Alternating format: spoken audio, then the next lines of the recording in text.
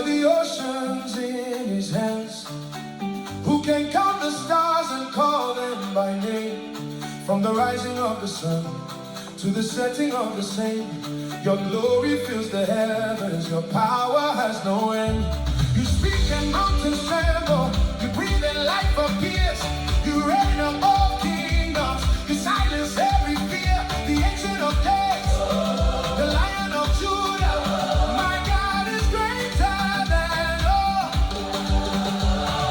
When I look around me, I see your wonders. When I look within me, I see your mercy.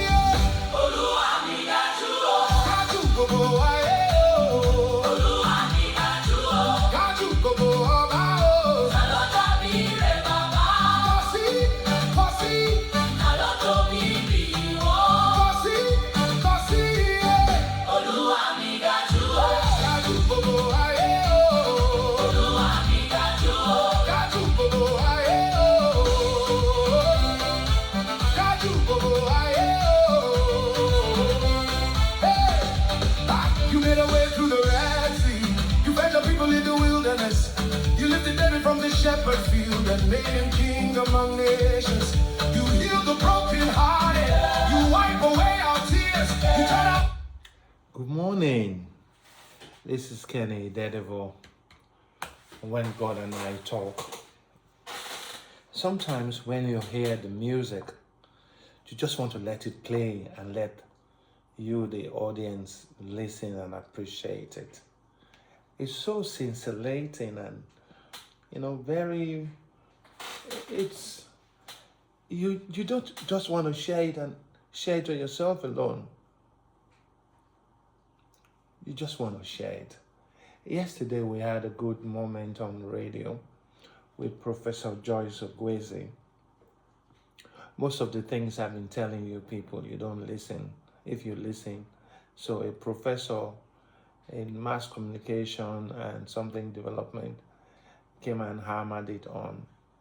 I'm sure it was interesting to most people who saw it. Go on my YouTube channel, Kenny Daredevil, or go on Facebook. Just type in When God and I Talk Extraordinary. There was something we talked about on the program yesterday. It had to do with what do you bring to the table. When a man asks you, what do you bring to the table? That is a red flag. It's a flag for you to know that. I remember a story of a woman who was making money, and the husband asked her to put him as the next of kin. And when she now asked him to put her as his next of kin on his properties he was developing, he said, "You want me to die? Why are you saying that?" So being the next of kin doesn't mean, it means to protect you from predators, from family and friends and enemies who want to reap where they have not sown.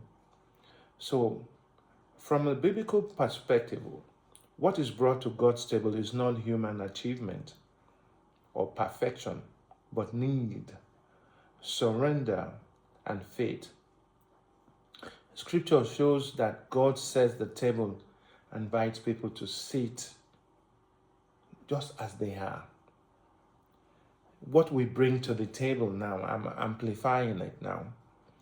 Our brokenness, bringing honest flaws, wounds, and sins, instead of hiding them. A willing heart, offering simple obedience and readiness to be shaped. Our need, coming with spiritual poverty and dependence on God for grace. What God provides at the table. God's grace and acceptance, welcoming outsiders and the unworthy without a resume of good deeds. Restoration and provisions. Preparing place of honor, safety, and spiritual nourishment, as seen in Psalm 23 verse 5 and Luke 22.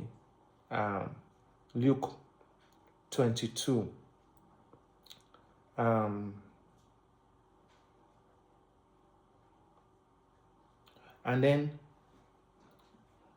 how to answer when a man asks you what you bring to the table. That's where we're going. When a man asks you what you bring to the table, you can respond by highlighting your personal values, turning the question back on him, or stating that you're a partner rather than an applicant. You know, apply for work. The right choice depends on your personal dating style and how the question makes you feel. Direct and honest options. Share your traits. I bring peace. I bring loyalty, emotional support, and my own goals and stability to a shared life. You can focus on partnership. I bring a team mindset, a team, member of a team, open communication, and a desire to build a greater life together. Playful or bold option. I am the table. You can say, I am. That's what I tell my daughter to say. Flip the script. I bring a lot of value. What are you bringing to my table? Ask her, what are you bringing to the table yourself?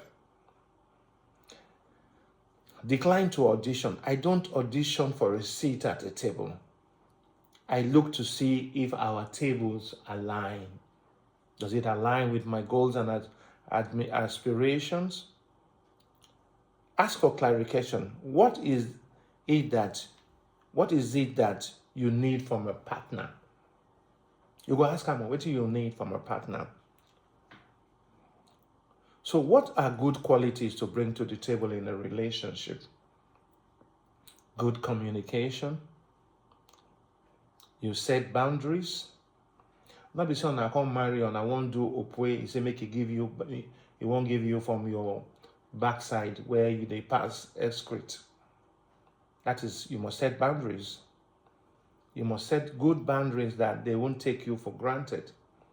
It may have been messed up when he was young, and it likes to do the ordinary, extraordinary, which you are not comfortable with. You state it up front. You give your consent to what you like and what you don't like. You extend trust. You bring honesty to the table. You bring independence in pursuing your own career. Do not die hoping and wishing and aspiring. Make deliberate attempts at forging ahead with your own career. You bring equality. You can serve the man. I remember those days, my former wife would say, when my friends plenty for palo, you go come serve me food, go come kneel down. So women, the one they call me, and I saw you, they treat you well, and I lie you. Not be equality with that one. Not let her become subservient. You don't need a subservient wife. And you bring support. So, aside money, emotional availability, accountability, respect, protection, partnership, communication, consistency, emotional safety, loyalty, growth, and peace should be brought to the table by the man. I ain't gonna bring them on.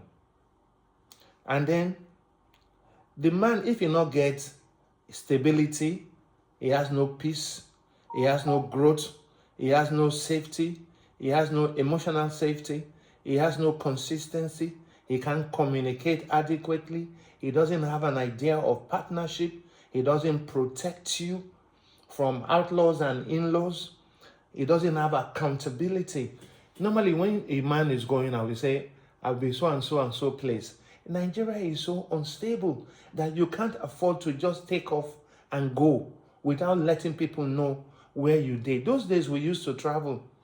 I recall my mom, or what it's my dad or so, when I go from Lagos to Warri, we don't reach Shagamu. We don't reach Djibouti. We don't pass Djibouti. We don't reach Ore. We don't Ore night, and there we go sit down, chop better banga soup and better fish and bushmeat. We don't reach Benin. We don't reach Musoga. We don't enter Efron. That's how you do accountability. You just don't take it for granted that everybody knows where you are. You must account, and the woman too must not saying they go do hair in a hotel, they go do opwe. No. It's a no. We must be accountable to each other as spouses. So some of the things Professor Ogweze talked about and Henrietta, they were saying that the red flags should be easily identified.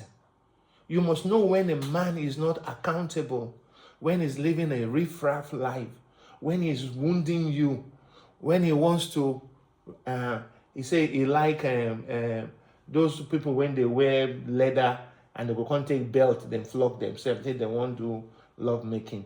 You are not part of that. You are not part of this sadism. You must account. And these things, whereas you are not supposed to bring your extended family into your marriage, you and your husband do it. Where violence becomes an issue, where beating becomes an issue, you don't accept that to be brought to the table. What is brought to the table is what is godly. What is brought to the table is what makes the heart of God to be happy. What is brought to the table are things that makes you grow, that things that gives you growth, that things that make you endeavor to want to say, I am a child of God. You know, there is this song, I am a friend of God. I am a friend of God. He calls me friend. If he's your friend, he won't be taking away your emotional safety, your emotional balance. It will not be subjugating you to acts that are inimical to your health. It will not ask you to go through your backside. I know a couple of friends, 3. Oh, they say the thing they sweet when you go to the poo-poo hole. Are they mad? That's why the Bible said that He gave them minds. He gave them obdurate and minds that is in James. He said He gave them minds. I can't find the word. He gave them minds that are sick. That are sick.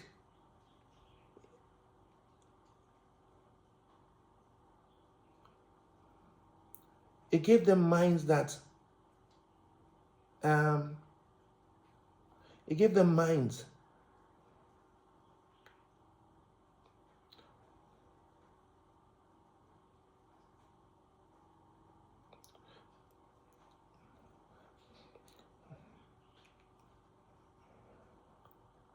No, I can't find the exact word. I think it's in James, where I can't find the exact words where he says He gave them minds that are already cursed. Minds that are He gave them minds. He gave them minds that I'm looking for the word. It's not Romans 1:24. No, it's not Romans.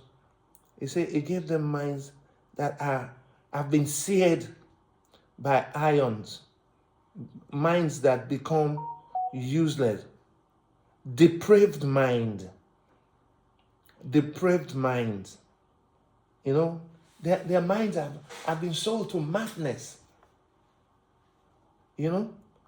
So we should be careful.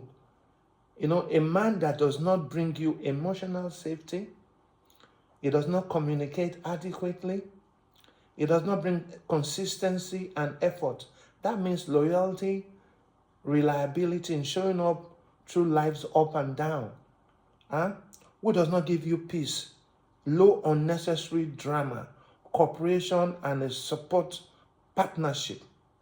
His willingness to listen to you,